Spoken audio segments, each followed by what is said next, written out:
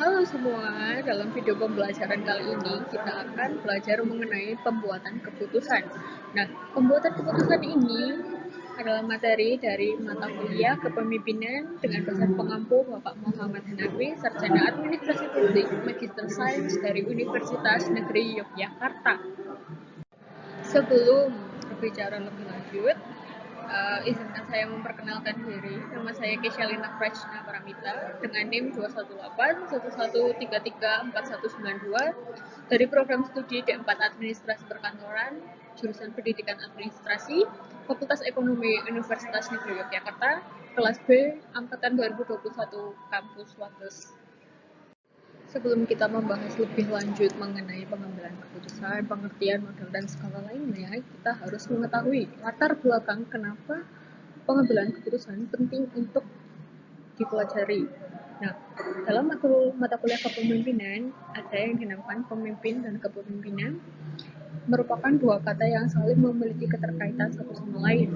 Pemimpin adalah orang yang mampu mempengaruhi orang lain dan yang memiliki otoritas manajerial.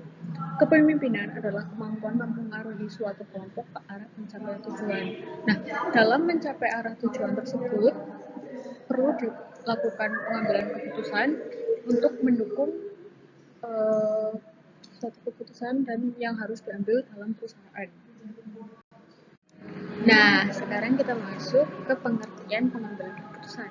Pengambilan keputusan adalah proses mengevaluasi alternatif yang berhubungan dengan tujuan individu atau organisasi.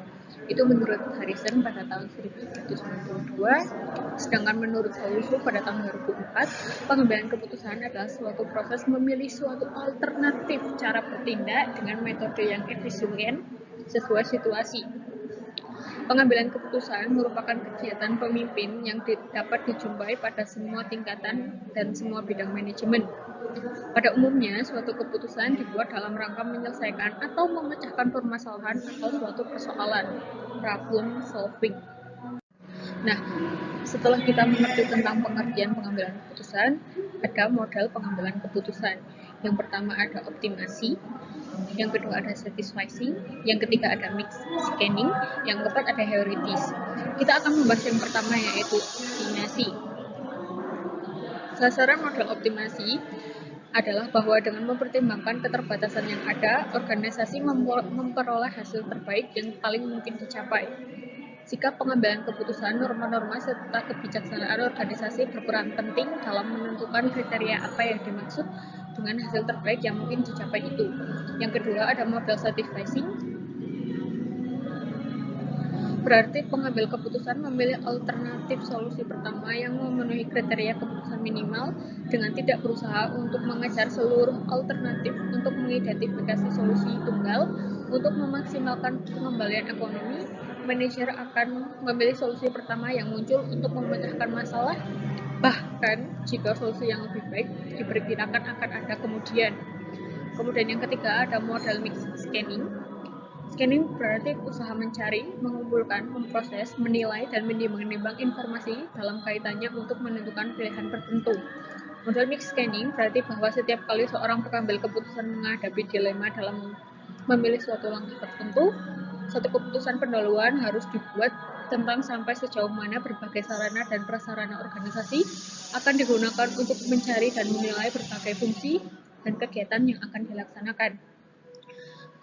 Dengan kata lain, melakukan pengkajian terhadap alternatif paling relevan untuk diambil solusinya. Kemudian yang ada model keempat yaitu model heuristis. Pada hakikatnya, model ini berarti faktor-faktor internal yang terdapat dalam diri seseorang pengambil keputusan lebih berpengaruh dari faktor-faktor eksternal. Dengan kata lain, seorang pengambil keputusan lebih mendasarkan keputusannya pada konsep-konsep yang dimilikinya berdasarkan persepsi sendiri tentang situasi problematik yang sedang dihadapi. Nah, kenapa sih model keputusan itu penting? Pengertian model keputusan itu sendiri merupakan suatu proses beruntun yang memerlukan penggunaan model secara tepat. Untuk yang pertama, mengetahui apakah hubungan yang bersifat tunggal dari unsur-unsur itu ada relevansinya terhadap masalah yang akan dipecahkan atau diselesaikan itu. Yang kedua, untuk memperjelas secara eksplisit mengenai hubungan signifikan di antara unsur-unsur itu. Yang ketiga, untuk merumuskan hipotesis mengenai hakikat hubungan-hubungan antar variabel. Hubungan ini biasanya dinyatakan dalam bentuk matematika. Nah, yang keempat, untuk memberikan pengelolaan terhadap pengambilan keputusan. Pengambilan keputusan itu sendiri merupakan proses yang membutuhkan penggunaan model yang tepat. Jadi, keputusan untuk mengambil model dari keempat model yang sudah dijelaskan tadi itu penting agar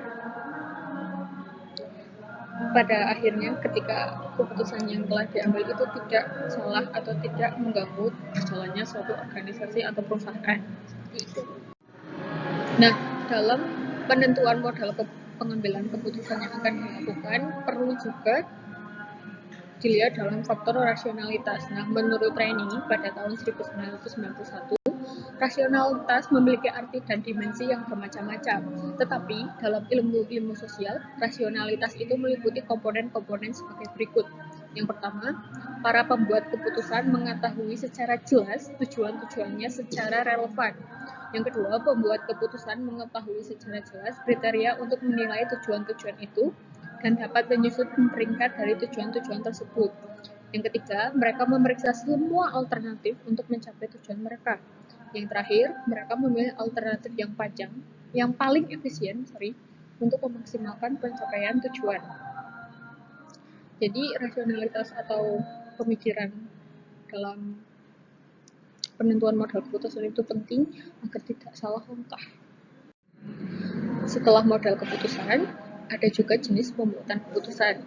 Dibedakan menjadi 3 macam, yaitu keputusan terstruktur, keputusan tidak terstruktur, dan keputusan semi terstruktur. Keputusan terstruktur mengacu pada permasalahan rutin dan berulang untuk solusi standar yang ada.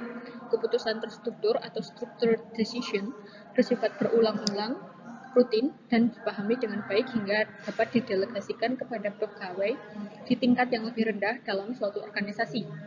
Keputusan tidak terstruktur adalah fuzzy atau permasalahan kompleks di mana tidak ada solusi yang mengikutinya.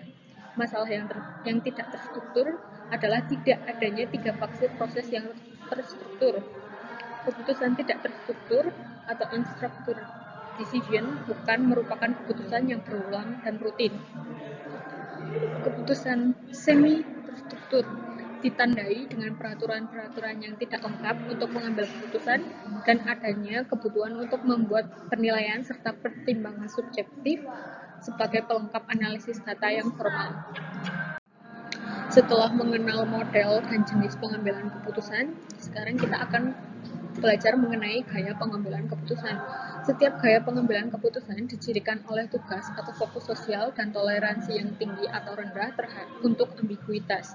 Gaya dengan toleransi yang tinggi terhadap ambiguitas dapat bekerja dengan variabel yang tidak diketahui saat mereka sampai pada suatu kesimpulan. Mereka yang memiliki toleransi rendah terhadap ambiguitas menginginkan kejelasan sebanyak mungkin dalam semua keadaan dan informasi yang mengarah pada keputusan mereka. Ada 4 gaya pengambilan keputusan. Yang pertama, pengarahan atau direktif. Yang kedua, analitis atau analitik. Yang ketiga, konseptual. Yang keempat, perilaku. Nah, untuk gaya yang pertama merupakan gaya keputusan direktif menggunakan pemikiran yang cepat dan tegas untuk menemukan solusi. Pembuatan keputusan direktif memiliki toleransi yang rendah terhadap ide-ide yang tidak jelas atau ambigu. Mereka fokus pada tugas dan akan menggunakan pengetahuan dan penilaian mereka sendiri untuk sampai pada kesimpulan dengan masukan selektif dari individu lain. Pembuat keputusan analitis dengan hati-hati menganalisis data untuk menghasilkan solusi. Mereka adalah pemikir yang hati-hati dan mudah beradaptasi. Pengambil keputusan ini berorientasi pada tugas tetapi memiliki toleransi yang tinggi terhadap ambiguitas. Yang ketiga, ada konseptual. Mereka yang membuat keputusan dengan gaya konseptual adalah pemikir gambaran yang besar yang bersedia mengambil risiko. Kesimpulan mereka datang dari memvisualisasikan berbagai peluang dan hasil untuk masa depan. Mereka kuat dalam mengambil keputusan jangka panjang. Yang keempat, ada gaya perilaku. Pengambilan keputusan berfokus pada hubungan lebih dari tugas. Ini mengevaluasi perasaan orang lain sebagai bagian dari proses pengambilan keputusan mereka.